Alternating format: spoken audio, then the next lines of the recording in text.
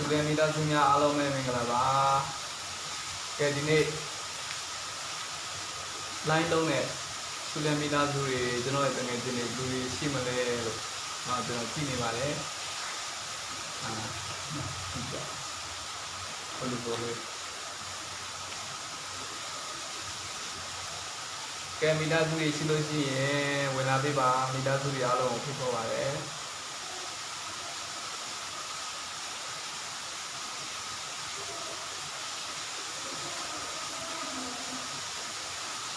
Ini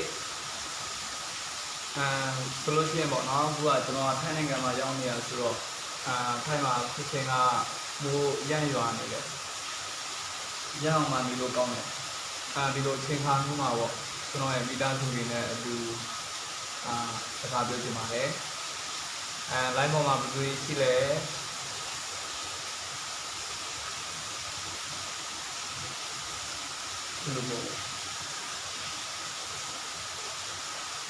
Oke ba,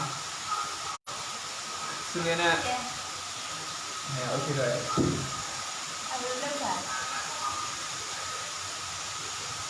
Jenol tengah sini bono, sebenarnya pada video, jenol sekitar belum juri, sekitar bono, jenol tiada jangan, sila solusi mila lu ya, jenol tidak lalu jenol. Coba beri makan, sudah pada video. Bila saya nak dah jangan ni le, video yang mana, jenol tidak lagi jangan video nyawa di mana. Di dalam nyawa dia tapi jenol bapa mi bawa jenol ni tidak ada yang lagi jangan video share page sebab jangan video nyawa page sebab. Okey, kulisi solution tanah gamma solution jalan video siwe dulu yang lagi, video solusi dua nyaya mau bono, jenol utama thare nombor, bisa masih di thare siwe dulu yang lagi. Teringat dulu kalau mana saya bujuk saya video betul memang siwe lebih melucu deh, di cara media dulu, lalu ya media suri la video sini senyari, ibu ya tinggal ya. Oke, aku lihat sistem apa, tisu ni deh, jenol media suri alam tisu jenis, video sini jenol tengah jenis alam tisu jenis, video sini jenol siari alam tisu jenis.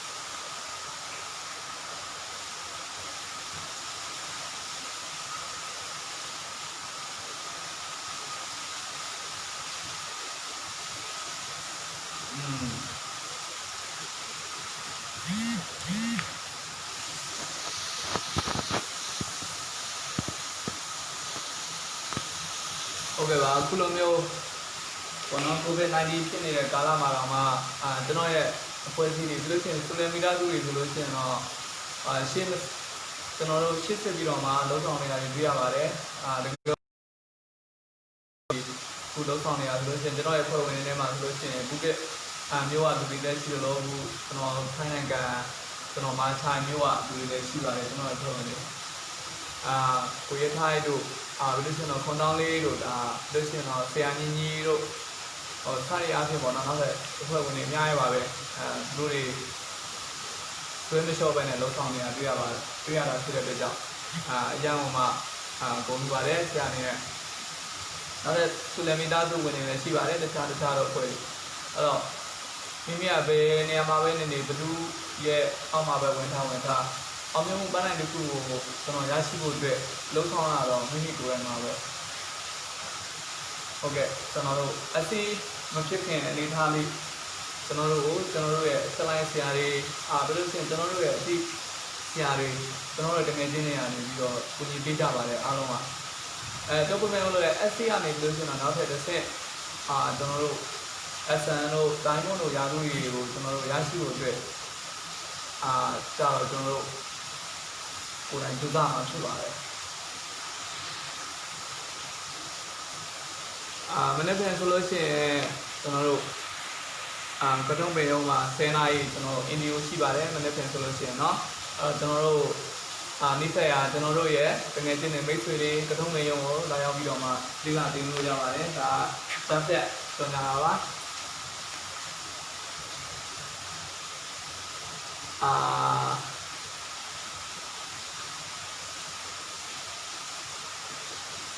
ကျွန်တော်ရဲ့လက်စီစဉ်ကိုကြည့်နေကျွန်တော်ရဲ့ဆရာတွေအားလုံးလည်းကျေးဇူးတင်ပါတယ်ဒီကနေပြီးလို့ရှိရင်ဆရာတို့အားလုံးကိုကျွန်တော်သတိရနေပါတယ်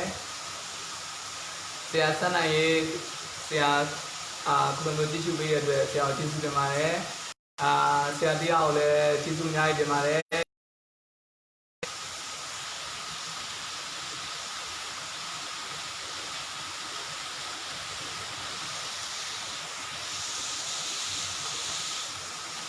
ဆရာတို့ဆရာနေလဲပညာတွေအများကြီးတင်ပါသေးတယ်အဲ့တော့ဆရာတို့ရဲ့ပညာတွေပြီးလို့ဆိုတော့ဆရာတို့ရဲ့အတွေ့အကြုံတွေပြီးလို့ဆိုတော့ဆရာတို့ရဲ့လှုပ်ဆောင်ချက်လေးတွေကိုလည်းဝင်ပြပေးပါလို့ကျွန်တော်နေတောင်းဆိုချင်ပါတယ်ဆရာတို့ရဲ့အားလက်တဲ့အချိန်ဒီမှာပေါ့နော်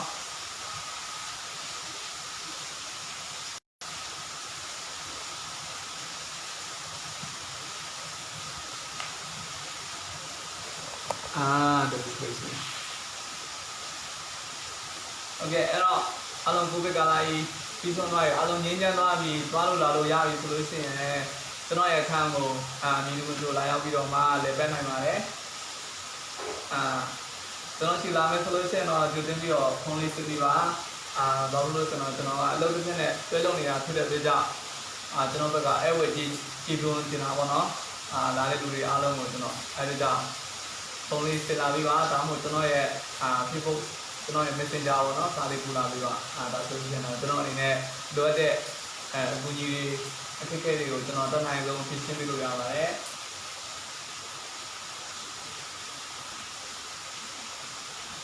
အဲ့တော့ခုနပြောလေးစာလေးကိုထပ်ပြောမယ်ဆိုလို့ရှိရင်တော့သူလည်းစီးပွားရေးကိုကျွန်တော်ကျွန်တော်ရဲ့တကယ်ချင်းတွေပေါ့နော်လုံးချင်တယ်ဆိုလို့ရှိရင်ကျွန်တော်အနေနဲ့အတန်းနိုင်ဆုံးကူညီပေးပါမယ်ကျွန်တော်ရဲ့အဖွဲ့အစည်းတွေတော့မဟုတ်ကျွန်တော်ရဲ့အဖွဲ့ဝင်မဖြစ်တဲ့ဆိုလမီတာသူအားလုံးကိုကျွန်တော်အနေနဲ့တန်းနိုင်ဆုံးကူညီပေးပါမယ်ကျွန်တော်နားလည်တဲ့ဟာလေးတွေကျွန်တော်သိတဲ့ဟာလေးတွေပြန်လည်ပြီးတော့မှကျွန်တော်အနေနဲ့ share ပေးပါမယ်ပြန်လည်ပြီးတော့ဝင်ထားပေးပါမယ်အဲ့တော့ဆိုလနဲ့ပတ်သက်ပြီးတော့ပါတီချင်းလဲမေးလာလို့ရပါတယ်အခုဒီမှာမေးလို့မတတ်ဘူးဆိုလို့ရှိရင်ကျွန်တော်ရဲ့ chip box ပေါ့နော် Messenger ကိုစာပို့လာပေးပါကျွန်တော်အနေနဲ့တန်းနိုင်ဆုံးကျွန်တော်နားလည်တာလေးတွေကျွန်တော်သိတဲ့ဟာလေးတွေပြန်ပြီးတော့ပြသပေးပါမယ်ဆူလျန်လောက်ရတာမခက်ပါဘူးဆူလျန်လွယ်လွယ်လေးပါပဲဘယ်လောက်တောင်လွယ်လဲဆိုလို့ရှိရင်တော့တောတိုက်ရင်းနဲ့တောင်မှပတ်စံရတယ်ဘယ်လိုရှိရင်ရေချိုးရင်လည်းပတ်စံရတယ်ဘာဖြစ်လို့ဒီလိုပြောရလဲဆိုလို့ရှိရင်ကျွန်တော်ဆူလျန်ကုမ္ပဏီကထုတ်လုပ်တဲ့ပစ္စည်းတွေကတောတိုက်စီသူ့ဆက်ပြားမှုကော်ဖီဒီလိုမျိုးနေ့စဉ်သုံးကုန်ပစ္စည်းတွေကိုထုတ်လုပ်တဲ့ကုမ္ပဏီတစ်ခုဖြစ်တဲ့အတွက်ကြောင့်ပေါ့နော်ကျွန်တော်တို့ဒီပစ္စည်းတွေကိုသုံးနေရင်းနဲ့ပတ်စံပြန်ရတာဖြစ်ပါတယ်ကျွန်တော်တို့ဒီဘာလို့ဆိုတော့ဆူလျန်ကုမ္ပဏီကထုတ်လုပ်တဲ့ပစ္စည်းတွေကိုမသုံးခဲ့ဘူးဆိုလို့ရှိရင်တော့တခြားကုမ္ပဏီကထုတ်လုပ်တဲ့ပစ္စည်းတွေကိုကျွန်တော်သုံးနေမှသိကြပါတယ်ဒီလိုမျိုးသုံးနေမှဖြစ်တဲ့သုံးနေမယ်ဆိုလို့ရှိရင်ကျွန်တော်တခြားတော့ပစ္စည်းတွေကမကောင်းလို့ပြောတာမဟုတ်ပါဘူးကောင်းပါတယ်ဒါပေမဲ့လို့လည်းကျွန်တော်အတွက်ဝင်ငွေကအများကြီးနိုင်ပါဘူးဘာလို့ဆိုတော့ဝင်ငွေရတဲ့နေရာမှာထွက်ခြင်းမပြုလို့ပဲဖြစ်ပါတယ်အဲ့တော့ကျွန်တော်တို့သုံးနေတဲ့ပစ္စည်းတွေကနေပြီးလို့ရှိရင်ကျွန်တော်တို့ဝင်ငွေတွေရရှိခြင်းနဲ့ဆိုလို့ရှိရင်ကျွန်တော်ခုပြောနေတဲ့သူနဲ့ကုမ္ပဏီနဲ့ကျွန်တော်တို့ချိတ်ဆက်ပြီးတော့မှဝယ်လုံးထွက်မယ်ဆိုလို့ရှိရင်ကျွန်တော်တို့အကျိုးမြတ်တွေရရှိလာနိုင်တယ်လို့ကျွန်တော်တို့အတွက်မိကောင်းစီကောင်းတွေလည်းရရှိလာမှာဖြစ်ပါတယ်ကျွန်တော်ဆိုလို့ရှိရင်ဒီသူနဲ့စီးပွားရေးမှာအခုဆိုရင်ရက်တိလာတာလောက်ဆောင်လာတာဆိုလို့ရှိရင်3နှစ်ကျော်4နှစ်အကုန်လုံးမလုပ်တဲ့အချိန်တွေရောလုပ်တဲ့အချိန်တွေရောအားလုံးပေါင်းမယ်ဆိုတော့9နှစ်လောက်ရှိပါပြီဒီ9နှစ်ဆိုတဲ့အတိုင်းအတာအတွင်းမှာဆိုလို့ရှိရင်ကျွန်တော်ရဲ့အဖွဲ့ဝင်တွေဆိုလို့ရှိရင်မြန်မာနိုင်ငံမှာလည်းရှိတယ်ထိုင်းနိုင်ငံမှာလည်းရှိတယ်နောက်ကျွန်တော်မသိတဲ့နေရာတွေမှာလည်းရှိတယ်ဘာလို့လဲဆိုတော့ကိုရက်ကတဖြည်းဖြည်းနဲ့ကြီးထွားလာတာဖြစ်တဲ့အတွက်ကြောင့်ပေါ့နော်အဲ့တော့ကျွန်တော်ဒီခေတ်ဆိုလို့ရှိရင်တော့ကျွန်တော်တို့ဒီစူလန်စီးပွားရေးပေါ့နော်ကျွန်တော်လုံထားတင်ပါတယ်ဘာလို့ဆိုတော့နောက်တစ်ချိန်မှာကျွန်တော်အတွက်အလုံးမလုံးဖက်နဲ့ကျွန်တော်ဝင်ငွေရလိုက်တဲ့အကြောင်းအရာတွေရှိတယ်အဲ့တော့မလုံးဖက်နဲ့ရတာတော့မဟုတ်ပါဘူးသူနဲ့ကျွန်တော်ထိုက်တန်းတဲ့အလုပ်တစ်ခုတော့လုံးဆောင်ပေးရပါတယ်ဘာလို့ဆိုကျွန်တော်စူလန်ကုမ္ပဏီမှာလာစင်ချ ပတ်စင်ပန်းတိုင်းပေါ့နော်ကျွန်တော်15ရက်တည်းဆိုလို့ရှိရင်ဘောနက်တွေပေးတာဆိုလို့တော့15ရက်တိုင်းမှာဘောနက်လိုချင်တယ်ဆိုလို့ရှိရင်ကျွန်တော်ဘာလုပ်ရလဲဆိုတော့ကျွန်တော်တို့ရဲ့ဆိုလို့ရှိရင်ပြန်ကုန်ပြီမှာ250နဲ့မှာပါဝင်တဲ့ခါနဲ့ကျွန်တော်တို့ကိုပိုင်နံပါတ်တွေရရှိတာဖြစ်ပါတယ်ကိုပိုင်နံပါတ်တွေရရှိပြီးကိုပိုင်နံပါတ်နဲ့ကျွန်တော်တို့15ရက်တိုင်းမှာအမှတ်150ရှိခဲ့မယ်ဆိုလို့ရှိရင်ကျွန်တော်တို့ဘောနက်တွေပတ်စင်ပန်းတိုင်းထုတ်ပြီးတယ်တကယ်လို့ဒီလိုမျိုးကျွန်တော်တို့15ရက်အတွင်းမှာအမှတ်150ဘောနက်တော့မရအောင်ဒါပေမဲ့ကျွန်တော်တို့အမှတ်တွေကိုဒီမှာစီးထားပြီးဒီလိုမျိုးအမှတ်တွေကိုစုပေါင်းရင်နဲ့အမှတ်ကျွန်တော်1000ဖြစ်သွားမယ်1000ဆိုလို့ရှိရင်ကျွန်တော်တို့800ခိုင်လုံးနဲ့ပုံနဲ့နေပြီးတော့ကျွန်တော်တို့ပုံနဲ့ချင်းပေးတယ်1000ကဒီလိုရှင်းတော့မှကျွန်တော်2000ဖြစ်သွားမယ်3000ဖြစ်သွားမယ်ဆိုလို့ရှိရင်ကျွန်တော်တို့700ခိုင်လုံးစသည်အားဖြင့်ကျွန်တော်တို့စသည်အားဖြင့်ကျွန်တော်တို့ပတ်စနစ်တွေတိုးတိုးပြီးလို့ရှိရင်ရရှိလာပြီးတော့တကယ်လို့ကျွန်တော်တို့အမှတ်တွေစုပေါင်းတဲ့စနစ်နဲ့တွားတာဖြစ်တဲ့ကြောင့်ကျွန်တော်တယောက်တည်းလုပ်မယ်ဆိုလို့ရှိရင်အမှတ်9000ပြီးဖို့ဆိုတော့ကမလွယ်ပါဘူးခင်ဗျဘာလို့ဆိုတော့ကျွန်တော်ခုနိုင်ကလည်းဘာလို့ဆိုတော့တိုင်းစိန်တခုမှဆိုလို့ရှိရင်အမှတ်က10မှတ်ပဲရှိတယ်10မှတ်ပဲရှိတာဖြစ်တဲ့ကြောင့်ဒီ10မှတ်ကနေဆိုလို့ရှိရင်တိုင်းစိန်တခုသုံးဖို့ဆိုလို့3ကုန်ဖို့ဆိုလို့ရှိရင်အလုံးစုံကျွန်တော်တို့က3လအနေပြီးလို့ရှိရင်5လဒီကောင်မှကျွန်တော်တိုင်းစိန်တခုက3လုံးကုန်ဖြစ်တဲ့အတွက်ကြောင့်တကယ်လို့ဒီတိုင်းစိန်ကုန်မှ10မှတ်ရမယ်ဒီတော့လည်းစီတခုလေးပဲသုံးပြီးတော့သွားမယ်အမှတ်9000ပြည့်ဖို့ဆိုရင်မလွယ်ပါဘူးတော်တော်ကြာကြာအကြီးကိုကျွန်တော်တို့အချိန်ပေးရမှာဖြစ်ပါတယ်အဲကြောင့်ကျွန်တော်အမှတ်9000ပြည့်အောင်ဘယ်လိုလုပ်ခဲ့လဲဆိုတာလေးကပြီးတော့စပြီးတော့ပြောပြတော့ကျွန်တော်အမှတ်9000ပြည့်အောင်ဘယ်လိုလုပ်ခဲ့လဲဆိုတော့ပထမဆုံးကျွန်တော်သိတဲ့တကယ်ချင်းတွေကိုပထမဆုံးကျွန်တော်ပြောတတ်မပြောတတ်နဲ့ကျွန်တော်စပြီးလို့ရှိရင်မိတ်ဆက်ပေးတယ်အဲ့တော့အသားကြီးတစ်ခုရှိတာကျွန်တော်စုရကုံမှာပစ္စည်းတိုင်းကိုလက်တွေ့ပြလို့ရတယ်ဒါကကျွန်တော်တို့ရဲ့အားနည်းချက်ကနေပြီးတော့အသားကြီးဖြစ်သွားတယ်ဘာလို့လဲပစ္စည်းကိုလက်တွေ့ပြတယ်ပြလို့ရတယ်တကယ်သုံးကြည့်သုံးကြည့်တဲ့အခါမှာကျွန်တော်လက်တွေ့ပြတဲ့အတိုင်းမကောင်းမှုဆိုလို့ရှိရင်ကျွန်တော်ပြန်ပြီးကျွန်တော်ဒီလိုမျိုးကျွန်တော်ရောင်းချတယ်ရောင်းချရပြီးလို့ရှိရင်ကျွန်တော်နောက်ထပ် member ဝင်အသစ်တွေရှာပြီးတော့ကျွန်တော်လှုပ်ဆောင်တဲ့အခါမှာကျွန်တော်အဖွဲ့ဝင်တတိယရှိပါတယ်ပြီးတော့ကျွန်တော်တယောက်ကနေလို့ရှိရင်2ယောက်ဖြစ်လာတယ်2ယောက်ကနေလို့ရှိရင်3ယောက်ဖြစ်လာတယ်3ယောက်က4ယောက်ဖြစ်တယ်ဒီလိုမျိုးကျွန်တော်စပါဆော့သွားနေကျွန်တော်လှုပ်ဆောင်တော့တာဆိုလို့ရှိရင်အခုကျွန်တော်ဒီကိုရက်ထက်မှာပေါ့နော်ကျွန်တော်ရဲ့အဖွဲ့ဝင်တွေမရှိဘူးဆိုလို့ရှိရင်အနည်းဆုံးလှုပ်ဆောင်နေတဲ့လူဦးရေ300လောက်ရှိတယ်လူဦးရေ300ဒါကကျွန်တော် member ဝင်ထားတဲ့လူဦးရေပါကျွန်တော်ရဲ့ကိုရက်ထက်မှာလူဦးရေ300ကျွန်တော်တလားဆိုတော့လိုက်စီသူတို့တွေရောင်းတာတယောက်ကိုတပူးစီပဲရောင်းတော်လိုက်စီပူပေါင်း300ရောင်းအောင်ဒါကျွန်တော်ခန့်မှနေရင်းနဲ့ဖုန်းလေးတစ်လုံးနဲ့လုံးနေရုံလေးနဲ့ကျွန်တော်ရရှိတဲ့ရောင်းအောင်ဖြစ်ပါတယ်တကယ်လို့ဒီလိုမျိုးတော်လိုက်စီပူ300ရောင်းအောင်ဆိုတာကကျွန်တော်တယောက်တည်းရောင်းမယ်ဆိုလို့ရှိရင်တလားနဲ့လည်းကျွန်တော်မကုန်2လနဲ့လည်းမကုန်3လနဲ့လည်းမကုန်ဒါကကျွန်တော်ရဲ့အတားတူတယ်ဒါဆိုတော့ကျွန်တော်ဈေးရောင်းလို့မတက်ဘူးဒါပေမဲ့ဒီပစ္စည်းတွေဘယ်လိုကောင်းလဲဆိုတာပဲကျွန်တော်ကစမ်းလို့တက်တယ်ပြီးလို့ရှိရင်တော့မိတ်ဆက်ပြီးလို့တက်တယ်အဲ့လိုမျိုးကျွန်တော်လုပ်တက်တာလေးတွေကိုကျွန်တော်တယောက်ပြီးတော့တယောက်အဲ့လိုမျိုးကျွန်တော်သိတဲ့မိတ်ဆွေကိုပြောတယ်အဲ့မိတ်ဆွေတွေကနေသိတဲ့မိတ်ဆွေကိုထပ်ပြီးတော့ပြောတယ်ဒီလိုမျိုးတစ်ဆင့်ပြောသွားရင်လည်းကျွန်တော်လူ10ယောက်စာ2ယောက်စာအဲ့လိုမျိုးရလာတယ်ပြီးလို့ရှိရင်ဒီနေ့လူအယောက်300ဆိုတာဖြစ်သွားတာပေါ့နော်โอเคအဲ့တော့ဒီလိုမျိုးလူအယောက်300ဖြစ်ဖို့ဆိုတာအချိန်တန်တာတခုတော့ကျွန်တော်သိရပါတယ်အဲ့တော့ကျွန်တော်တို့ဒီလိုမျိုးအတိုင်းအတာတခုပေးပြီးသွားပြီကျွန်တော်ကိုယ့်ရဲ့တခုတိစောက်ပြီးသွားပြီဆိုလို့ကျွန်တော်တို့လိုချင်တဲ့အောင်မြင်မှုမျိုးကျွန်တော်တို့ရရှိမှသိကြပါတယ်အဲ့တော့အခုချိန်မှာကျွန်တော်တို့ကြီးမှန်းထားတဲ့လောက်ကျွန်တော်တို့လိုချင်တဲ့လောက်ဝင်ငွေကမရရှိဘူးဆိုပေမဲ့လို့လည်းကျွန်တော်တို့တစ်ချိန်မှာတော့ကျွန်တော်တို့ဆရာတွေကျွန်တော်တို့အထက်ကပြောတဲ့ဆရာတွေပြောတဲ့အတိုင်းကျွန်တော်လုပ်ဆောင်သွားမယ်ပြီးလို့ရှိရင်တော့ကျွန်တော်ပညာတွေကိုတင်ယူသွားမယ်ပြီးလို့ရှိရင်ကျွန်တော်တင်ယူထားတဲ့ပညာတွေကိုပြန်လည်ပြီးတော့မှပို့ချသွားမယ်ဆိုလို့ရှိရင်တော့ကျွန်တော်ရရှိမှသိကြပါတယ်ဟုတ်ကဲ့အားလုံးတော့လူတိုင်းအလုပ်တွေလုံးနေကြတာပါပဲအလုပ်ကကျွန်တော်မြန်မာနိုင်ငံကိုပြန်နေဖြစ်စေလုံးမထိုင်းနိုင်ငံမှာပဲဖြစ်စေကျွန်တော်အလုပ်ကလုံးနေရမှာပဲအဲ့လုံးနေရမှာဖြစ်တဲ့အတွက်ကြောင့်ကျွန်တော်တို့အလုပ်တစ်ခုတည်းနဲ့ကျွန်တော်ရပ်တည်သွားမယ်ဆိုလို့ရှိရင်ရေရှည်မှာကျွန်တော်တို့အဆင်မပြေပါဘူး။ဘာလို့လဲဆိုတော့ကျွန်တော်တို့ဝင်ငွေတွေဝင်ပတ်စံတဲ့ဖတ်တဲ့ပတ်စံကပို့ပြီးတော့များနေတယ်ဝင်ငွေနဲ့ထုံငွေကျွန်တော်မမျှတဘူးဆိုလို့ရှိရင်ကျွန်တော်တို့ရည်မှန်းထားတဲ့ရည်ရွယ်ချက်တွေပြီးလို့ရှိရင်တော့ကျွန်တော်တို့လိုချင်တဲ့ပျော်ရွှင်မှုတွေဒါတွေကိုကျွန်တော်ရရှိမှာမဟုတ်ကျွန်တော်တို့ရရှိနေမဲ့အရာတခုကတော့ ကျွန်တော်အများနဲ့ညှိညူနေရမယ်ပြီးလို့ရှိရင်တော့ပတ်စံနေဆိုလို့ရှိရင်အများနဲ့လိုအပ်နေမယ်ကျွန်တော်တို့မှာအခုရှန်ဆိုတာရှိလာမှာမဟုတ်အဲ့အတွက်ကြောင့်ကျွန်တော်တို့ကအလုပ်တစ်ခုတည်းနဲ့မလုပ်ဘဲနဲ့ကျွန်တော်တို့အလုပ်ကိုကျွန်တော်တို့တစ်ခုသုံးခုပေါ့နော်ကျွန်တော်တို့အလုပ်တွဲလုပ်နိုင်မယ်ဆိုလို့ရှိရင်တော့ဒီခေတ်ကြီးမှာရအောင်မှာကောင်းပါတယ်အဲ့တော့ယခုချိန်မှာမှကျွန်တော်တို့မလုပ်သေးဘူးဆိုလို့ရှိရင်ကျွန်တော်တို့နောက်ကျွန်တော်တို့တိတ်မကြခင်မှာပေါ့နော်လုံးနိုင်အောင်ကျွန်တော်တို့ကြိုးစားမယ်ဆိုလို့ရှိရင်တော့ရအောင်မှာကောင်းပါတယ်တချို့ရတော့ပြောတာပေါ့နော်ဒီလုပ်ငန်းကိုလုပ်တဲ့အခါမှာမကောင်းမှုသွားမလုံးနဲ့လူလိမ်ခံရမှာအဲ့လိုမျိုးတွေလို့ရှိရင်ပစ္စည်းတွေအမြဲတမ်းပဲဝယ်ရောက်ရမှာပြီးလို့ရှိရင်တော့လူတွေခေါ်ရမှာအဲ့လိုမျိုးတွေပြောကြတယ်တချို့တွေကဟုတ်ပါတယ်လူကတော့ကျွန်တော်တို့ပြောရတယ်ပစ္စည်းလည်းရောင်းရပါတယ်ဒါပေမဲ့လို့လည်းကျွန်တော်ရောင်းတဲ့ဒီစနစ်လေးတွေကိုကျွန်တော်တို့ရှိတာပေါ့ဒီလိုမျိုးဒီစနစ်လေးတွေနဲ့ကျွန်တော်ရောင်းသွားမယ်ဆိုလို့ရှိရင်တော့ကျွန်တော်မပင်ပန်းပါဘူးတကယ်လို့ဒီစနစ်လည်းကျွန်တော်တို့ကမတိလာဘူးပြီးလို့ရှိရင်တော့အောင်မြင်ပြီးသားဆရာလေးရှာနေကျွန်တော်တို့တမတွေပြောတဲ့အတိုင်းပဲကျွန်တော်တို့နားရောင်နေမယ်ပြီးလို့ရှိရင်တော့တမတွေပြောတဲ့အတိုင်းပဲကျွန်တော်တို့ကနာခံနေမယ်ဆိုလို့ရှိရင်ကျွန်တော်တို့လိုချင်တဲ့အိမ်မက်ကျွန်တော်လိုချင်တဲ့ပြောရှင်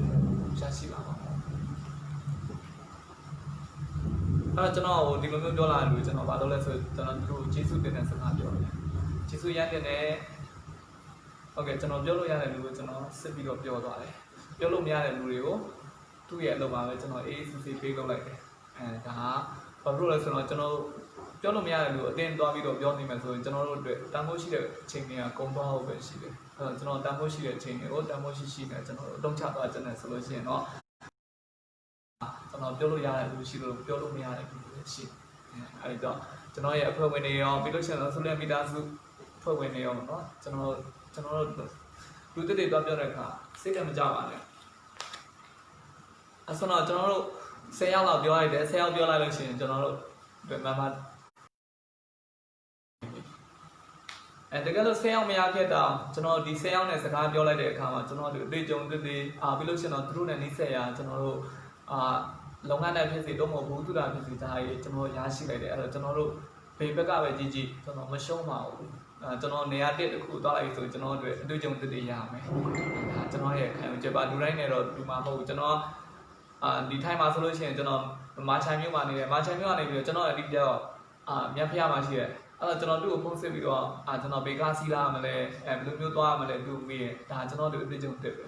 ပြီးလို့ရှိရင်တော့သူကဘာလုပ်နေလဲဆိုတော့သူကစပိုးမှုလုပ်နေစပိုးမှုဆိုတော့သူကစပိုးမှုနဲ့ဒီဆက်ရာတွေကျွန်တော်လိုက်ပြီးတော့မေးတယ်စုံစမ်းဒါကျွန်တော်တို့ပညာလို့ပေါ့နော်ဒီလိုမျိုးတွေပြီးလို့ရှိရင်တော့ကျွန်တော်ရဲ့အဖွဲ့ဝင်တွေမှာဆောက်လုပ်ရေးနဲ့ပတ်သက်တဲ့လူတွေလည်းရှိတယ်ပယံလုပ်တဲ့လူတွေပေါ့နော်ဒီထိုင်းမှာဆိုတော့ပယံထိုင်းနိုင်ငံမှာဆိုလို့ရှိရင်တော့ပယံလို့ခေါ်တာပေါ့ကျွန်တော်ဆောက်လုပ်ရေးလုပ်တဲ့လူတွေရှိတယ်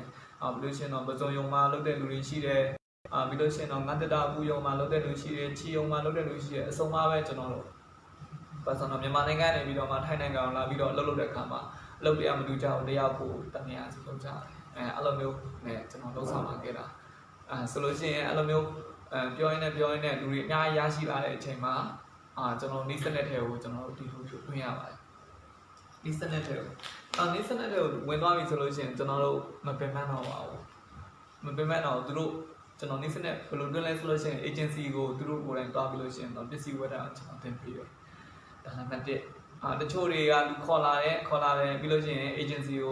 agency နဲ့ရင်းနှီးအောင်မတင်ပေးတဲ့အခါကျတော့ agency ကိုမတွားရဲကြဘူး agency ကိုမတွားရဲဘူးဆိုလို့ရှိရင်တော့ကျွန်တော်ပစ္စည်းလည်းမဝယ်ဘူးပြီးလို့ရှိရင်တော့လူသစ်လည်းမရရှိလာဘူးပြီးလို့ရှိရင်တော့နေ့စနစ်တွေပညာရပ်တွေဒါတွေကိုလည်းသူကမတင်နိုင်အဲ့အတွက်ကြောင့်သူကစုမဲနဲ့ပတ်သက်ပြီးတော့ဘာမှသိမှာမဟုတ်ဘူးအဲ့တော့ကျွန်တော်အဓိကရေးကြည့်တာကတော့ကျွန်တော်နဲ့တည်တဲ့မိတ်ဆွေတွေကိုကျွန်တော်တို့စုနေတဲ့ agency ပေါ့နော်ကျွန်တော်ပထမဆုံးနံပါတ်1 agency နဲ့ရင်းနှီးအောင်တင်ထားမယ်ပြီးလို့ရှိရင်တော့သူ့ကိုတွားတတ်အောင်ပြောတတ်အောင်ဆရာတွေနဲ့ရင်းနှီးအောင်တင်ထားမယ်ဆိုလို့ရှိရင်ကျွန်တော်အတွက်ဒါဖောက်တဲ့ပေါ့နော်ကျွန်တော်ဒီတယောက်ရရှိတာသိကြပါတယ်ဟုတ်ကဲ့ပါဆရာအောင်ကြီးကိုလည်းကျေးဇူးတင်ပါတယ်ဆရာရဲ့လက်အစီအစဉ်တွေကနေပြီးတော့ကျွန်တော်ပညာတွေအများကြီးရရှိပါတယ်ဆရာပြောတဲ့စကားတွေတွေကနေပြီးလို့ရှိရင်တတိပြောတဲ့စကားတွေကိုပါလာပြန်ပြီးတဲ့အခါမှာကျွန်တော်တို့ပညာတွေဘူစုတာတွေလို့ကျွန်တော်ကောင်းဆောင်မှုစွမ်းရည်တွေပြီးလို့ရှိရင်တော့ကျွန်တော်တို့ စိတ်ထဲမှာထားမယ်စိတ်နေစိတ်ထားတွေဒါတွေအများကြီးရရှိပါတယ်ဆရာကိုကျေးဇူးအများကြီးတင်ပါတယ်ဆရာထပ်ပြီးတော့ဒီတက်မကဆုလည်းမှာအောင်မြင်ပါစေပြီးလို့ရှိရင်တော့ဒီတက်မကလည်းထပ်ပြီးတော့မှဆုလည်းနဲ့ပတ်သက်တဲ့လုပ်ငန်းတွေရောပြီးလို့ရှိရင်တော့တခြားတော့လုပ်ငန်းတွေရောထပ်ပြီးတော့ဒီတက်မကအောင်မြင်အောင်လုပ်နိုင်ပါစေကျွန်တော်ဆုတောင်းပေးပါတယ်ဆရာကျေးဇူးတင်ပါတယ်ဆရာโอเคပါအဲ့ဒီတော့အမှတ်9တောင်ပြေးဖို့ကလွယ်လွယ်လေးပါပဲမခက်ပါဘူးကျွန်တော်တို့တကယ်အောင်မြင်ခြင်းနဲ့တိုးတက်ခြင်းနဲ့ဆိုလို့ရှိရင်ဒါပထမဆုံးကျွန်တော်တို့ဆုလန်ကုမ္ပဏီမှာအောင်မြင်ခြင်းနဲ့တူတိုင်းကျွန်တော်တို့လှမ်းရမယ်ခြေလမ်းတစ်ဖြစ်ပါတယ်အမှတ်9တောင်ပြေးအောင်ပေါ့နော်ကျွန်တော်တို့ဒီခုချိန်မှာကျွန်တော်တို့COVID-19 ဖြစ်နေတဲ့အတွက်ကြောင့်လူတိုင်းဟာကျွန်တော်တို့ပကန်းထဲမှာအောင်နေရတယ်တချို့တော့နေရာတွေမှာဆိုလို့ရှိရင်တချို့တွေဆိုလို့ရှိရင်လည်းအလုပ်တွေမစင်ရဘူးတချို့တွေဆိုလို့ရှိရင်လည်းအလုပ်တွေက OT မရဘူးဒီလိုမျိုးတွေမျိုးစုံရှိပါတယ်အဲ့တော့ကျွန်တော်တခြားအလုပ်လည်းလုပ်လို့မရဘူးပြီးတော့လက်ရှိအလုပ်ကလည်းကျွန်တော်တို့ပိတ်ထားတယ်ဒီလိုအချိန်မှာကျွန်တော်ဆုရအောင်မြင်ဘယ်လိုမျိုးလုပ်မလဲဒါဆိုလို့ရှိရင်ကျွန်တော်မှာဘာလို့တော့ဘယ်လိုမျိုးလုပ်လို့ရလဲဆိုတဲ့အရာတွေကိုကျွန်တော်တို့နေ့စဉ်ကျွန်တော်တို့ဆရာတွေကိုမေးမယ်ဒါမှမဟုတ်ကျွန်တော်အောင်မြင်မိတာဆရာတွေရှေ့ရနေပြီလို့ရှိရင်ကြံနေယူမယ်ဒီလိုမျိုးလှုပ်ဆောင်သွားမယ်ဆိုလို့ရှိရင်တော့ကျွန်တော်တို့အခုဆိုလို့ရှိရင်ဆိုတော့လမ်းနေပွင့်လန်းလာပြီပြီးလို့ရှိရင်တော့စီဝေးဆိုလို့ရှိရင်ပြန်လည်ပြီးလှုပ်ဆောင်လို့ရလာပြီဆိုလို့ရှိရင်ကျွန်တော်တို့အောင်မြင်ဖို့အတွက်ကခဏလေးပဲကျွန်တော်တို့ဒီချိန်လို့ကျွန်တော်တိုးတက်တော့မှာဖြစ်ပါတယ်အဲ့တော့ဒီခုချိန်မှာကျွန်တော်ဘာမှလည်းမလေးလာဘူးဘာမှလည်းမလုပ်ဘူးအိမ်လိုက်စားလိုက်နေဒီလိုမျိုးပဲနေသွားမယ်ဆိုလို့ရှိရင်တော့ကျွန်တော်တို့အချိန်ကအဲ့ဒါကြောင့်အောင်မြင်ခြင်းနဲ့တိုးတက်ခြင်းနဲ့ဆိုလို့ရှိရင်တော့ကျွန်တော်တို့အစိတ်ကဒါအဓိကပါကျွန်တော်တချို့တွေဖုန်းဆက်လာတဲ့ Hello ဆရာမင်္ဂလာပါကျွန်တော်ခွန်အားရှိနေမဲ့စကားလေးပြောပြပါဒီလိုမျိုးတွေဖုန်းဆက်လာနေတယ်ဖုန်းဆက်ပြီးတော့မှလာတဲ့လူတွေလည်းရှိတယ်အမှန်တကယ်တော့ဘယ်လိုလဲဆိုလို့ရှိရင်တော့ကျွန်တော်တို့စိတ်သက်ကြနေတာကကျွန်တော်နဲ့ပဲဒီဇိုင်းပါလေဘာလို့ဆိုတော့ကျွန်တော်တို့ဘယ်လိုမျိုးတွေစိတ်သက်မကြအောင်နေမလဲလို့ကျွန်တော်ပတ်ဝန်းကျင်ကပြောတဲ့စကားတွေကိုကျွန်တော်ဘယ်လိုမျိုးလက်ခံပါလဲအဲ့တော့တချို့တွေကပတ်ဝန်းကျင်ကပြောလာတဲ့ကောင်းတဲ့စကားတွေရောမကောင်းတဲ့စကားတွေရောကျွန်တော်တို့အကုန်လုံးတိတ်ကျုံပြီးတော့ကျွန်တော်တို့ရဲ့အကောင်းတွေကိုထည့်ပလိုက်တယ်ကျွန်တော်အနေနဲ့ဆိုလို့ရှိရင်တော့ကောင်းတာတွေပဲထည့်တယ်မကောင်းတာတွေကိုကျွန်တော်ပယ်ပစ်တယ်တခါလဲဒီစကားကကျွန်တော်တို့ကျွန်တော်ရဲ့စိတ်ကိုရိုင်းနေသွားစေတယ်ပြီးလို့ရှိရင်တော့ကျွန်တော်တို့စိတ်မကောင်းစရာဖြစ်စေတယ်ဆိုလို့ရှိရင်တခါလဲကျွန်တော် delete လုပ်ပလိုက်တယ်တခါလဲဖြစ်ပလိုက်တယ်ကျွန်တော်မှတ်ဉာဏ်နဲ့မထည့်ထားဘူးမစေးထားဘူးဒါပေမဲ့တစ်ဖက်လူကပြောလာတဲ့စကားကကျွန်တော်တို့ခွာလည်းဖြစ်စေတယ်ပြီးလို့ရှိရင်တော့ကျွန်တော်တို့တစုံတရာအကျိုးရှိစေတယ်ဆိုလို့ကျွန်တော်ကsave လုပ်ထားတယ်အများနဲ့မှတ်မိနေအောင်ပေါ့နော်ဟုတ်ကဲ့ပါအဲ့တော့အမှတ်9တောင်ပြေးဖို့ဆိုတာကလွယ်လေးပါပဲစုနေမှာမခက်ပါဘူးအမှတ်9တောင်ပြေးပြီးတော့ကျွန်တော်ဘာလုပ်ရမလဲဆိုလို့ရှိရင်တော့ကျွန်တော်တို့ခေါ်ထားတဲ့လူတွေကျွန်တော်တို့ရဲ့စုလျက်မိသားစုဝင်တွေကဘသူကနေပြီးတော့ထပ်ပြီးတော့အမှတ်9တောင်ပြေးနိုင်လဲပြေးနိုင်တဲ့လူတွေကိုထပ်ပြီးတော့ကျွန်တော်တို့ကလက်ဆွဲခေါ်မှာဖြစ်ပါတယ်လိုအပ်တဲ့ပညာရပ်လေးစုနဲ့ပတ်သက်ပြီးတော့ဘာအဓိကမလဲအမှတ်9တောင်ပြေးလို့ဆိုလို့ရှိရင်နံပါတ်1ကျွန်တော် agency တွားရမယ်နံပါတ်1agency တွားရမယ်နံပါတ်2ဘာလဲဆိုလို့ရှိရင်ကျွန်တော်တို့ကျွန်တော်လူတစ်တွေကိုခေါ်တတ်အောင်ကျွန်တော်တင်ပေးရမယ်လူတစ်တွေခေါ်တတ်အောင်ပြောတတ်အောင်ဒါနံပါတ်2အရေးကြီးဆုံးပါပဲနံပါတ်3ကဘာလဲဆိုလို့ရှိရင်တော့နံပါတ်3ကကျွန်တော်တို့လက်တွေ့ပြတတ်အောင်ပေါ့နော်ကျွန်တော်စုလင်ပစ္စည်းတွေကိုကျွန်တော်တို့အပြင်ပစ္စည်းနဲ့ကျွန်တော်လက်တွေ့နှိုင်းယှဉ်ပြတာပါအဲ့တော့နှိုင်းယှဉ်ပြတဲ့အချိန်မှာကျွန်တော်တို့အပြင်ကပစ္စည်းကိုကျွန်တော်တို့ပြောပုံပြီးလို့ရှိရင်တော့ကျွန်တော်စုလင်ကုမ္ပဏီကရှိတဲ့ကုန်ပစ္စည်းရဲ့ quality နှိုင်းယှဉ်ပြတာအဲ့တော့တခြားပစ္စည်းကိုမကောင်းဘူးလို့ပြောတာမဟုတ်ဘူးတခြားပစ္စည်းလည်းအပြင်ကပစ္စည်းလည်းကောင်းပါတယ်သူ့ရဲ့နှုတ်နဲ့သူ့ရဲ့ quality ကရှိပြီးတော့လည်းကောင်းပါတယ်ဒါပေမဲ့အပြင်ကိုလည်းမထိခိုက်အောင်ပြီးလို့ရှိရင်တော့ကျွန်တော်တို့ဒီပစ္စည်းကိုလည်းမြင်တတ်အောင်ကျွန်တော်တို့အဲ့လိုမျိုးလေးတွေကျွန်တော်တို့တင်ပေးရမှာဖြစ်ပါတယ်နံပါတ်1 agency ကျွန်တော်တော့ရမယ်နံပါတ်2လူတွေကိုပြောတတ်ဆိုတဲ့ဆက်ဆံတတ်ရမယ်နံပါတ်3လက်တွေ့ပြတတ်ရမယ်ဒီအချက်တွေကျွန်တော်တို့ကန့်ညီတွားပြီဆိုလို့ရှိရင်တော့ဒီအချက်3ချက်နဲ့ကန့်ညီပြီဆိုလို့ရှိရင်တော့စူလန်ကုမ္ပဏီမှာမှတ်ကူတောင်ကကျွန်တော်တို့3လ3လ4လဆိုလို့ရှိရင်တော့ပြေးပါတယ်ကျွန်တော်3လ4လအဲ့တော့ကျွန်တော်ကိုယ်နဲ့ကလည်းစူလန်ကုမ္ပဏီမှာစူးစမ်းလာတာဆိုလို့ရှိရင်မှတ်ကူတောင်ပြေးဖို့ကျွန်တော်ဆို8လကျွန်တော်စူးစမ်းခဲ့ရတယ်8လဘာဖြစ်လို့ကျွန်တော်8လစူးစမ်းခဲ့ရလဲဆိုလို့ရှိရင်ကျွန်တော်ကနံပါတ်ဝင်ပြီးလို့ရှိရင်လူတွေမခေါ်တတ်လို့ ပြီးလို့ရှိရင်ကျွန်တော်အရင်တော့ဆိုလို့ရှိရင်တော့ယခုလိုမျိုးကျွန်တော်စကားတွေမပြောတတ်ဘူးတိုးရင်လို့ရှင်ဟုတ်ကဲ့ဒီလောက်ပဲကျွန်တော်ပြောတတ်တယ်ခုလိုမျိုးမပြောတတ်ဘူးခုလိုမျိုးပြောတတ်အောင်ကျွန်တော်ဘေကတင်ပေးလဲဆိုတော့စူလျန်ကတင်ပေးလိုက်တယ်ခုလိုမျိုးကျွန်တော်စကားပြောတတ်လာအောင်လူတွေနဲ့ယနေ့လာအောင်နော်မိတ်ဆွေတွေအများကြီးရလာအောင်ကျွန်တော်ကိုတင်ပေးတဲ့စူလျန်ကိုလည်းကျွန်တော်ကျေးဇူးအများကြီးတင်တယ်ဟုတ်ကဲ့ပါပြူလွင်မျိုးကနေပြီးတော့ကြည်နေတဲ့တင်းနေရင်ကျေးဇူးတင်ပါတယ်ဟုတ်ကဲ့ပါကျွန်တော်ရဲ့ဒီ live season ကိုကြည်နေတဲ့ကျွန်တော်ရဲ့တငယ်ချင်းတွေဘယ်လိုရှင်ကျွန်တော်ရဲ့စူလျန်မီတာစုဝင်တွေအားလုံးကိုပေါ့နော်ဟုတ်ကဲ့ကျွန်တော်နောက်အပတ်တွေထဲမှာလည်းကျွန်တော်ခုလိုမျိုး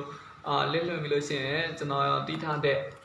အကြောင်းလေးတွေအားလုံးကိုပြပြပေးမှာပါဟုတ်ကဲ့ပါပြီးလို့ရှိရင်တော့စူလျန်နဲ့ပတ်သက်ပြီးတော့မှကျွန်တော်တို့ဘောနဲ့ဝင်ငွေတွေဘယ်လိုမျိုးရရှိမလဲသိချင်တဲ့လူတွေကျွန်တော်ရဲ့ Messenger ပေါ့နော်ကျွန်တော်ချစ်ပေါက်ကိုလာပြီးတော့မေးလို့ရပါတယ်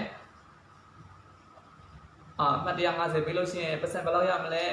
ခုမှဆောက်လို့ရှိရင်ပတ်စံဘယ်လောက်ရမလဲဒီလိုမျိုးသိချင်တဲ့လူတွေကျွန်တော်အနေနဲ့ကျွန်တော်တန်းနေဆိုရှင်းပြပေးပါမယ်ဟုတ်ကဲ့ပါဒီလိုမျိုးရှင်းပြပေးရတဲ့အတွက်ကျွန်တော်အဖို့အခါဘာမှမပြောပါဘူးကျွန်တော်ရဲ့ဒါပညာဒါနပါဟုတ်ကဲ့ပါကျွန်တော်တို့မကအောင်မြင်တဲ့ဆရာတွေလည်းအများကြီးရှိပါတယ်ကျွန်တော်တို့ကအောင်မြင်နေတဲ့ဆရာတွေလည်းအခုလိုမျိုးလက်စီစဉ်လေးနဲ့လုပ်ပေးဖို့တောင်းဆိုပါတယ်ကိုကောင်းလေးပြူးလွင်ကကြည့်နေကိုကောင်းလေးတတိယပါတယ်ကိုကောင်းလေးပို့ခိုင်းတဲ့ကိုဖီကလောလောဆယ်တော့ပို့ပေးလို့မရနေပါဘူးပို့ခိုင်းတာတစ်နှစ်ပြည့်တော့ပါပြီဘာလို့ဆိုတော့ကိုကောင်းလေးပြောတဲ့နေရာနဲ့ကျွန်တော်နေတဲ့နေရာနဲ့ကအရန်ဝေးနေလို့ဖြစ်ပါတယ်နောက်ဆုံးတော့ကျွန်တော်ဆက်တွဲကောင်းနေရှာပြီးတော့ကျွန်တော်ပို့ပေးပါမယ်ကျေးဇူးတင်ပါတယ်မတင်နေရေနော်ကျေးဇူးတင်တယ်နော်ခုလိုမျိုးကြည့်ပေးရတဲ့အတွက်ဆောက်လို့ပြီးပ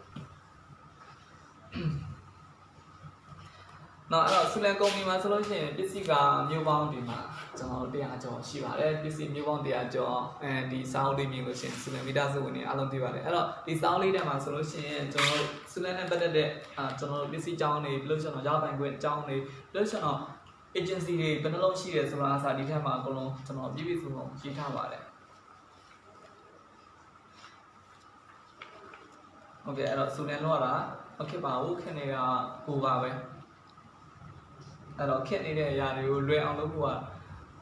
မိမိကိုယ်တိုင်ပဲဖြစ်ပါတယ်အဲ့တော့မိမိကိုယ်တိုင်ကျွန်တော်တို့ကြိုးစားကြည့်ပါအထောက်ကြည့်ပါအဲ့တော့ဆူလန်စီးပွားရေးဟာဘယ်တော့မှတင်ကောသွားမှာမဟုတ်ပါဘူးဘာလို့ဆိုတော့ကျွန်တော်ဆူလန်ကထုတ်လို့တဲ့ပစ္စည်းတွေကနှိမ့်စင်သုံးကုန်ပစ္စည်းတွေဖြစ်နေတဲ့အတွက်ကြောင့်ဖြစ်ပါတယ်အဲ့တော့တချို့သောစီးပွားရေးတွေကအချိန်ခဏလေးပဲအောင်မြင်တယ်ပြီးလို့ဆက်လက်ပြီးတော့လက်ပတ်လို့မရအောင်ဒါပေမဲ့ဆူလန်စီးပွားရေးကတော့ဘေးချိန်မဲ့ကြည့်ကျွန်တော်တို့အများနဲ့လိုအပ်နေတယ်အ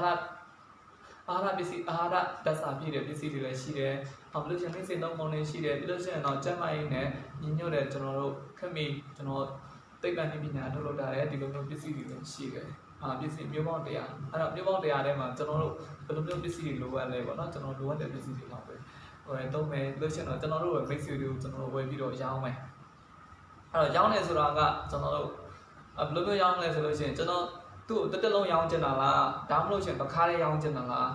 းဒီလိုမျိုးကျွန်တော်ရောင်းနေနှစ်နည်းရှိပါတယ်အဲ့တော့တချို့တွေကတော့ကျွန်တော်တို့တစ်ခါတည်းရောင်းတဲ့နည်းကိုအသုံးပြုကြပါတယ်တစ်ခါတည်းရောင်းတဲ့နည်းဘယ်လိုမျိုးရောင်းလဲဆိုလို့ရှိရင်ကျွန်တော်တို့တက်မှတ်ထားတဲ့ကျွန်တော်တို့နှုံးနဲ့ကျွန်တော်တို့မရောင်းဝဲနဲ့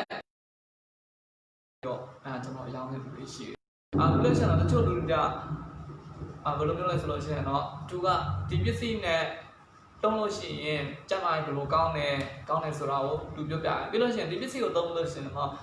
ကျွန်တော်တို့အကျိုးရပိုင်ခွင့်တွေဘယ်လိုရှိလဲဆိုတော့ဒါကြတော့ပြောမရှင်းပြအောင်အဲ့ခါကျတော့စားသုံးသူကကျွန်တော်ရှိမှအမြဲတမ်းဖောက်တယ်မဖြစ်နိုင်ဘူးအဲ့တော့အမြဲတမ်းဖောက်တယ်ဖြစ်အောင်လုပ်မယ်ဆိုလို့ရှိရင်ဘယ်လိုမျိုးလုပ်ရလဲဆိုလို့ရှိရင်နံပါတ်1ကျွန်တော်သူကုမ္ပဏီကနေတက်မှတ်ထားတယ်ကျွန်တော်တို့ရောင်းစေးတိုင်းပါရောင်းမယ်ဥပမာတလိုက်စေတဘူးဆိုလို့ရှိရင်ကျွန်တော်ထိုင်းဘတ်ငွေဆိုလို့ရှိရင်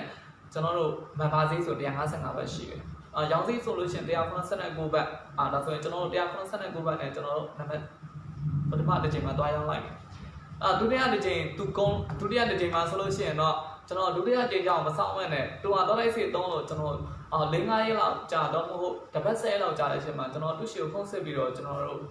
မေးဖို့လိုပါတယ်ကျွန်တော်ရောင်းလိုက်တဲ့လူကအတော်လားဒါမှမဟုတ်အကူလားဒါမှမဟုတ်ရှင်ကျွန်တော်တကယ်ညီလားပေါ့နော်ကျွန်တော်တို့ကျွန်တော်အကူဟိုရောင်းလိုက်တယ်ဆိုပါဆိုအကူတယောက်ကိုကျွန်တော်လည်းကြည့်တဲ့အကူတယောက်တောင်းအကူကြီးကျွန်တော်မနေ့ကလောင်းရောင်းလိုက်တဲ့ကျွန်တော်လာပြီးတော့မိတ်ဆက်ပေးလိုက်တယ်တွားလိုက်စီကျွန်တော်ပြောလို့မျိုးကောင်းလားကောင်းတယ်ဒါဆိုလို့ရှိရင်ကောင်းတယ်ဆိုလို့ရှိရင်အကူကြီးဒီပစ္စည်းကိုတုံးလို့ရှိရင်ကျွန်တော်တို့ဘယ်လိုမျိုးရပိုင်ခွင့်နေရှိတာနော်ပြီးလို့ရှိရင်တော့ကျွန်တော်ဒီပစ္စည်းတွေကိုပြန်လဲပြီးတော့ကိုယ်အနေနဲ့ရောင်းချမယ်ဆိုလို့ရှိရင်ဘယ်လိုမျိုးကျွမ်းမြတ်တွေရှိတာနော်ဒီလိုမျိုးဆက်လက်ပြီးတော့ပြောကြမယ်ဆိုလို့ရှိရင်ဒီလူတစ်ယောက်ကကျွန်တော်တို့အမြဲတမ်းဖောက်တယ်ဖြစ်သွားနိုင်ပါတယ်တကယ်လို့ကျွန်တော်တို့ကဒီလိုအကြောင်းအရာတွေမပြောဘူးဆိုလို့ရှိရင်ကျွန်တော်ချိန်မှာအမြဲတမ်းဖောက်တယ်မဖြစ်နိုင်ပါဘူးကျွန်တော်တို့အမြဲတမ်းshare ဝင်နေမရရှိပါဘူးเนาะဟုတ်ကဲ့ပါပြူးလင်းမျိုးကနေကြည့်နေတဲ့ဆရာမနိုင်ဟောရဲ့ကျေးဇူးအများကြီးတင်ပါတယ်ဆရာမရဲ့ online class မှာကျွန်တော်ရဲ့အဖွဲ့ဝင်တွေကိုဆရာမရဲ့အားပေးစကားတွေလို့ရှိရင်ဆရာမရဲ့ပညာရပ်တွေကိုဝေမျှပေးရတဲ့ဆရာမကိုကျေးဇူးအများကြီးတင်ပါတယ်ဆရာမဟုတ်ကဲ့ပါဆရာမရဲ့ဒီထိုင်းနိုင်ငံကိုလာခဲ့မယ်ဆိုလို့ရှိရင်ကျွန်တော်ရဲ့အခန်းကိုလာပြီးတော့မှလဲနိုင်ပါတယ်ပြီးလို့ရှိရင်တော့ဆရာမအခုကြီးအစုံတရားလိုအပ်ခဲ့တယ်ဆိုလို့ရှိရင်လည်းပြောပါကျွန်တော်တန်းနိုင်ဆုံးကူညီပေးပါမယ်ဟုတ်ကဲ့ပါကျွန်တော်ရဲ့ list ကြည်ကျင်အစီအစဉ်ကိုကြည့်နေတဲ့ကိုသားကြီးရဲ့ကော်နယ်လေးရဲ့ကျေးဇူးအများကြီးတင်ပါတယ်ကျွန်တော်ရဲ့လိုအပ်ချက်တွေပြီးလို့ရှိရင်တော့ကျွန်တော်အဖြစ်အပျက်တွေကိုဆရာအနေနဲ့တန်းနိုင်ဆုံးဖြည့်ရှင်းပေးရတဲ့ဆရာကိုလည်းကျေးဇူးတင်ပါတယ်ဆရာဦးကျော်ညောဆရာကိုလည်းကျေးဇူးတင်ပါတယ်ကျွန်တော်ရဲ့အခက်အခဲတွေကိုဆရာအနေနဲ့တန်းနိုင်ဆုံးကူညီပေးရတဲ့ဆရာကိုလည်းကျေးဇူးတင်ပါတယ်ကျွန်တော်ရှေ့ကနေပြီးတော့ coffee တွေအမြဲတမ်းဝယ်တောင်းနေတဲ့ဆရာမရှေ့ကနေပြီးတော့အမြဲတမ်း coffee တွေပြီးလို့ရှိရင်တော့တခြားတော့လိုအပ်တဲ့ပစ္စည်းတွေဝယ်သုံးပေးနေတဲ့အတွက်ဆရာကိုလည်းကျေးဇူးများတင်ပါတယ်ဆရ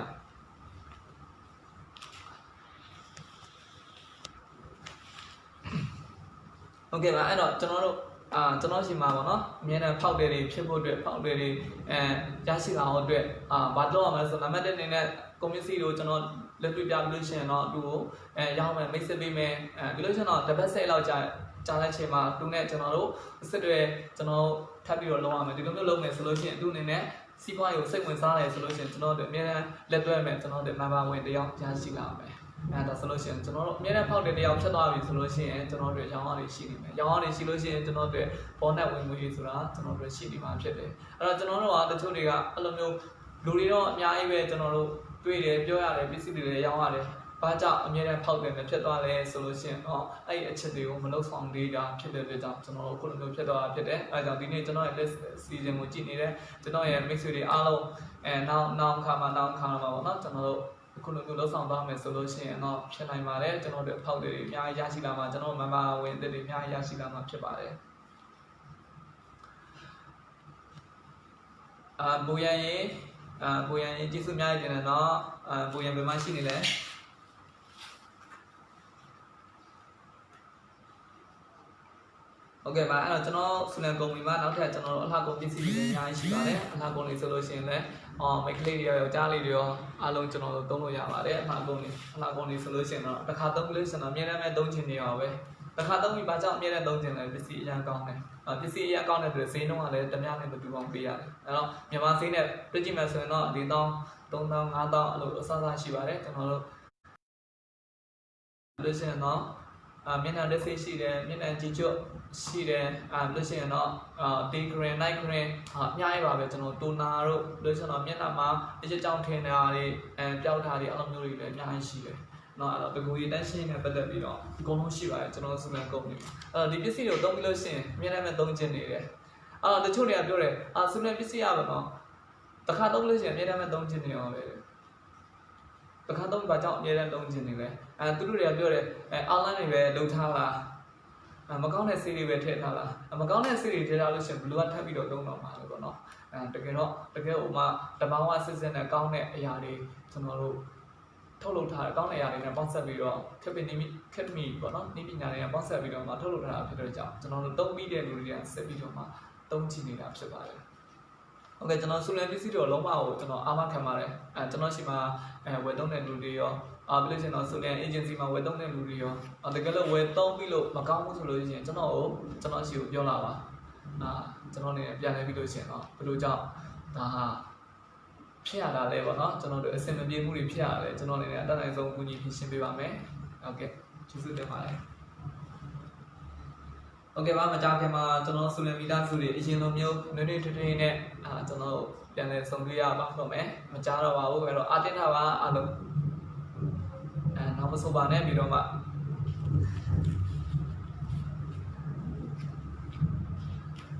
အောင်မြင်ခြင်းမအောင်မြင်ခြင်းဆိုတာကအတိကတော့မိမိနဲ့ပဲတက်ဆိုင်ပါတယ်အောင်မြင်အောင်လုပ်ထားတာလည်းမိမိပါပဲမအောင်မြင်အောင်လုပ်ထားလည်းမိမိပါပဲ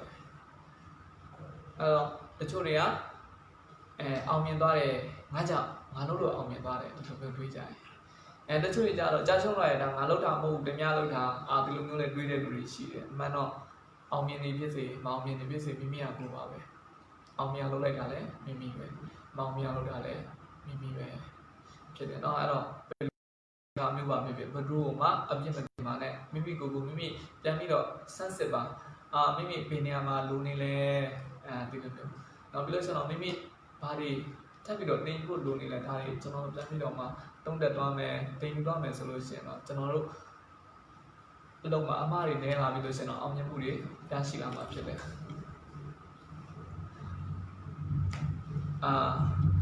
ကိုဆိုင်တော့ရေကျေးဇူးတင်ပါတယ်မတစ်ဖြစ်ရေဟုတ်ကဲ့ပါကျေးဇူးတင်ပါတယ်မတူစာကျေးဇူးတင်ပါတယ်မတူစာနဲ့ကျေးဇူးတင်တယ်နော်ကိုစောမင်းသိကျေးဇူးအများကြီးတင်ပါတယ်ကိုစောမင်းသိရေဟုတ်ကဲ့ပါတိုင်းနိုင်ငံကိုလဲလာဖို့ဖိတ်ခေါ်ပါတယ်ဆရာတို့ရဲ့ကြိုးစားမှုဆရာတို့ရဲ့လှုပ်ဆောင်မှုတွေကိုကျွန်တော် live ပေါ်နေကြည့်ရင်းနဲ့ကျွန်တော်အားကြပါတယ်ဆရာတို့ဟုတ်ကဲ့ပါအဲ့ဒါကြောင့်ဆရာတို့မကြခင်ထိုင်းကိုလေလာခဲ့ပါဖိတ်ခေါ်ပါတယ်ဆရာတို့လာလို့ရှိရင်ကျွန်တော်အခန်းမှာခုဆိုလို့ရှိရင်မူခထအိုဝယ်ထားရနော်ကျွန်တော်ကြွားစရာရှိဒီမူခထအိုဝယ်ကြွားမှာနားအဲ့မူခထအိုဝယ်ထားဖြစ်တဲ့ကြောင့်ဆရာတို့ကျွန်တော်အဝကျွေးမှာဖြစ်ပါတယ်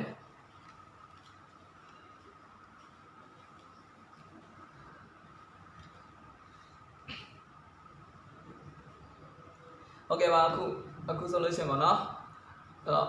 ခုနစကားဆက်ပြီးတော့ပြောပါမယ်အဲ့တော့အောင်မြင်ခြင်းကမိမိနဲ့ပဲတက်ဆိုင်ပါတယ်အဲ့တော့အောင်မြင်လုပ်ထားလဲမိမိပဲမအောင်မြင်လုပ်ထားလဲမိမိပဲเนาะအဲ့တော့ကျွန်တော်တို့အောင်မြင်အောင်ဘယ်လိုလုပ်မလဲဆိုတာကိုကျွန်တော်တို့နီလန်းရှာနီစနစ်ရှာပြီးလို့ရှိရင်တော့ကျွန်တော်တို့ပဲနီးပြဆရာရှာပြီးတော့လှုပ်ဆောင်သွားမယ်ဆိုလို့ရှိရင်တော့ကျွန်တော်တို့အောင်မြင်မှုရရှိမှာပြကြပါတယ်လူတွေရှာနေကျွန်တော်လေ့လာကြည့်မယ်ဆိုလို့ရှိရင်တော့အရာအောင်မှာကောင်းပါတယ်အဲ့တော့ကျွန်တော်ပြောတဲ့စကားတွေမဟုတ်ဘဲနဲ့ကျွန်တော်ထက်အောင်မြင်နေတော့ဆရာတွေရှာနေပြီးတော့ဆက်လက်ပြီးတော့တင်ယူပါဘာဆိုတော့ကျွန်တော်ဆူလန်ကုမ္ပဏီမှာခုလက်ရှိဆိုလို့ရှိရင်တော့ DSN ဒိုင်းမွန်ရလူလောက်ပဲကျွန်တော်ရှိပါသေးတယ်ဒိုင်းမွန်မှာဒိုင်းမွန် quality မပြည့်သေးပါဘူးဒိုင်းမွန်ဆိုတာကတော့ဆူလန်ကုမ္ပဏီမှာအမှတ်9တောင်ပြည့်တော့ငွေထုတ်ထားတဲ့လူကိုဒိုင်းမွန်လို့ခေါ်ပါတယ်ဒိုင်းမွန်10 manager လို့ခေါ်တာပေါ့အပြည့်စုံကတော့ဒိုင်းမွန်စိန်အယောင် manager ပေါ့နော်ကျွန်တော်ရရှိထားတာဒါပေမဲ့စိန်အယောင် manager ဆိုတဲ့ယာလူနဲ့ကျွန်တော် quality မပြည့်သေးပါဘူးအဲ့တော့ကျွန်တော် quality ပြည့်အောင်လည်းကြိုးစားနေပါတယ်အဲ့တော့ခုဒီ list ကိုကြည့်နေတဲ့ကျွန်တော်ဆရာတွေဆရာမတွေလည်းအခုလက်ရှိရထားပြီးတော့ယာလူကနေယာလူကိုကျွန်တော်တို့ quality ပြည့်အောင်ပြီးလို့ရှိရင်တော့ဒီယာလူကနေပြီးလို့ရှိရင်တော့ထပ်မှန်ပြီးနောက်ထပ်ယာလူတွေတင်နိုင်အောင်ပြီးလို့ရှိရင်တော့ကျွန်တော်တို့ဆူလန်ကုမ္ပဏီမှာကျွန်တော်တို့ရီမန်းထားတော့ရီမန်းချက်တွေအများဆုံးပြည့်ပါအောင်စူးစမ်းစီချင်ပါတယ်လူတိုင်းကိုကိုအောင်ကျေးဇူးတင်ပါတယ်ကိုအောင်ရေကိုအောင်ချီကိုကျွန်တော်စာရီပို့ထားပါတယ်ကိုအောင်စာမပြန်ပါဘူးကိုအောင်ရဲ့လှုပ်ဆောင်ချက်တွေအရအောင်မှာကောင်းပါတယ်ကိုအောင်ရဲ့ဒီဇိုင်နာတွေလည်းအရအောင်မှာလမ်းပါတယ်ကိုအောင်ကျေးဇူးတင်တယ်နော်ကိုအောင်ချီမှာကျွန်တော်အားပေးပါအောင်မယ်ဒါပေမဲ့ကိုအောင်ကစကားပြန်မပြောတော့အဲ့တော့ကိုအောင်အားတဲ့အချိန်လေးမှာเนาะကျွန်တော်ရှိကိုစာလေးပြန်ပို့ပေးပါဦး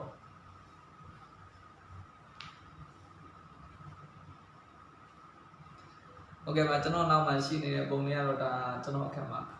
ကုမ္ပဏီကနေလက်ဆောင်ရထားတာပေါ့เนาะဒီပုံလေးတွေကျွန်တော်အားကြလို့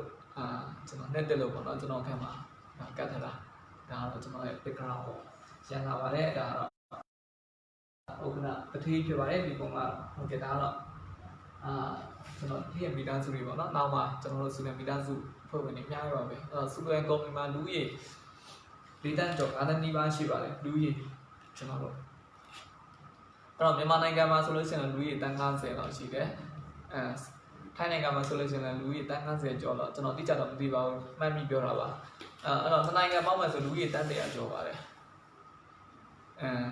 လူကြီးတန်း100ကျော်ပါတယ်အဲ့တော့စုလန်ကုမ္ပဏီမှာလူကြီး4တန်းပဲရှိပါတယ်အဲ့တော့စုလန်ကုမ္ပဏီမှာတည်တဲ့လူကနှဲပါနေတယ်နှဲပါနေတယ်အဲ့ဒါကြောင့်ကျွန်တော်တို့တွေရှေ့ဆက်ပြီးတော့နော်နောက်ဆုတ်ပဲကြိုးစားတော့မယ်ဆိုလို့ရှိရင်တော့အများကြီးအောင်မြင်ဖို့ခွင့်လန်းရှိပါတယ်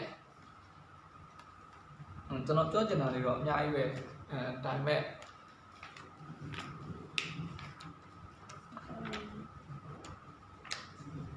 ကျွန်တော်နောက်ဆုံးအောင်ပေါ့နော်ဒီ list လေးကိုကျွန်တော်ပြောချင်ပါတယ်နည်းနည်းလေးဖတ်ပြောပါအောင်မယ်အဲ့တော့ကျွန်တော်အရာကိုဒီနေ့ထိကြိုက်ပြီးတော့မှတုံးနေတဲ့ပစ္စည်းတွေတချို့ရှိပါတယ်အဲ့ဒါတော့ဘာလဲဆိုလို့ရှိရင်ဒီမှာဒီပါcoffee ပေါ့နော်ဒီစူလန် coffee ဆိုလို့ရှိရင်အရာမှာကောင်းပါတယ်ကျွန်တော်မနေ့တိုင်းမှာကျွန်တော်မြင်တောက်ဖြစ်တယ်အဲ့တော့မနေ့တိုင်းမှာဘာကြောင့်တောက်လဲဆိုလို့ရှိရင်လူကိုလမ်းစီတယ်ဒီပါပြီးလို့ရှိရင်သူလည်းပဲအားကောင်းတယ်ဒီ coffee ဆိုလို့ရှိရင်သူလည်းပဲမှုတွေအားကောင်းတယ်သူလည်းပဲမှုတွေအားကောင်းတဲ့အခါမှာကျွန်တော်တို့ဘာကိုတော့ပြီးတော့ထောက်ဝေပြုလဲဆိုတော့ကျွန်တော်အလုပ်လုပ်တဲ့ခါမှာပင်ပန်းလူကို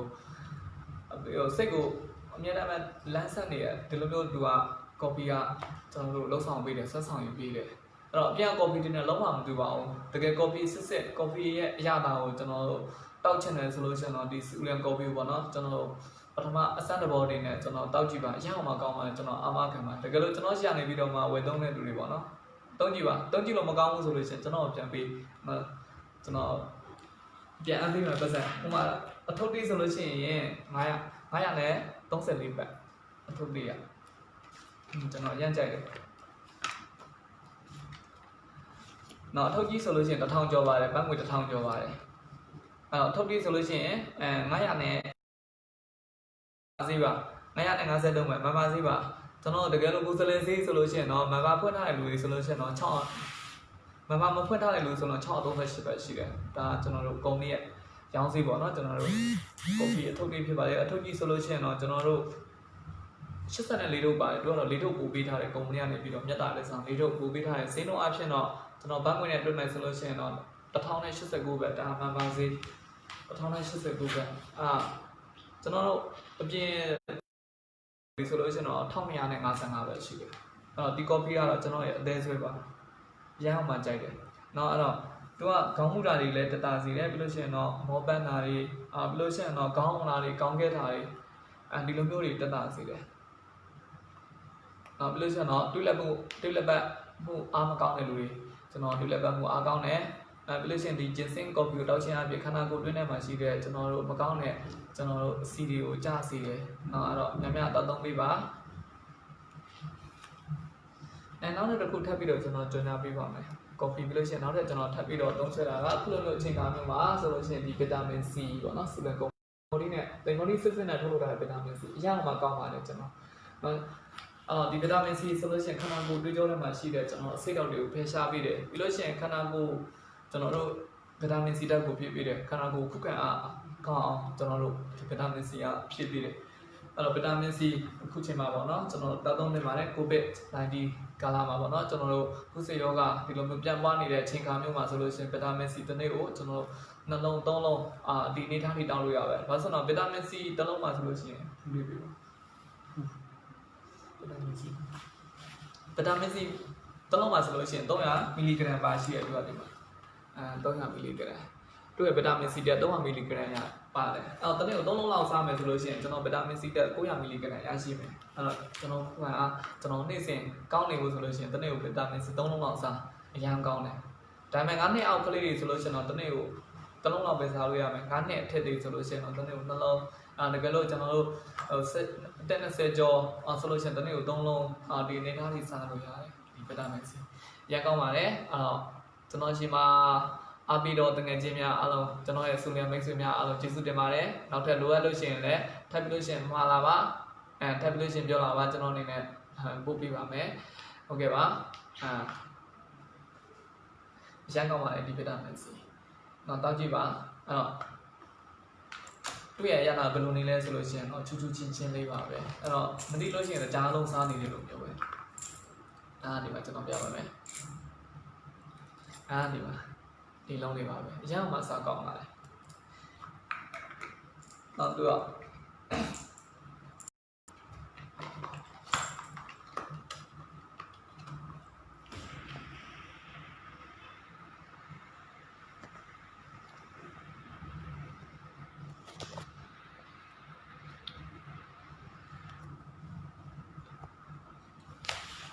ဆိုလမီတာဆိုခြင်းရဲ့အတူ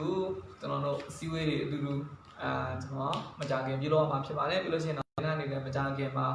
အတူတူပြုလုပ်ခွင့်ရတော့မှာဖြစ်ပါတယ်အဲ့ဒါကြောင့်ကျွန်တော်ဆက်လက်ပြီးတော့မှစီလန်ကုမ္ပဏီမှာရပ်တည်ပြီးပါ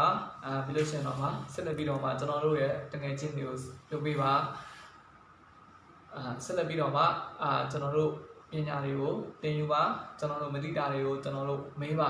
အဲ့တော့ကျွန်တော်မေးပါဒါဆိုလို့ရှိရင်ကျွန်တော်တို့တိလာပြီဆိုလို့ရှိရင်ကျွန်တော်တို့လုပ်ငန်းကိုဆက်လက်ပြီးတော့မှလှုပ်ဆောင်သွားလို့ရပါပြီကျွန်တော်တို့ရက်တက်မနေတော့ပါဘူးโอเคကျွန်တော်ဒီလောက်နဲ့ပဲဒီနေ့အစီအစဉ်ကိုကျွန်တော်ဒီကုန်းချုပ်ချင်ပါတယ်နောက်နေ့မှာလည်းကျွန်တော်အချိန်အားလည်းပြီးလို့ကျွန်တော်လက်ထွေးပြီးလို့ရှိရင်တော့ကျွန်တော်တည်ထားတဲ့အကြောင်းအရာလေးကိုထပ်ပြီးတော့မှပြောပြပါမယ်အားလုံးကိုကျေးဇူးတင်ပါတယ်ဆိုလည်းမိသားစုများအားလုံးကိုလည်းချစ်ပါတယ်ကျွန်တော်ရဲ့တကယ်ချင်းအားလုံးကိုလည်းချစ်ပါတယ်ကျွန်တော်တို့ညီမထားတော့ညီမချက်တွေပြီးလို့ရှိရင်ကျွန်တော်လိုချင်နေတော့အိမ်မက်တွေကျွန်တော်အများဆုံးရရှိနိုင်ကြပါစေအများဆုံးကျွန်တော်တို့အောင်မြင်ကြပါစေလို့ဆုတောင်းရင်းနဲ့ဒီကုန်းချုပ်ပါတယ်အားလုံးကိုကျေးဇူးတင်ပါတယ်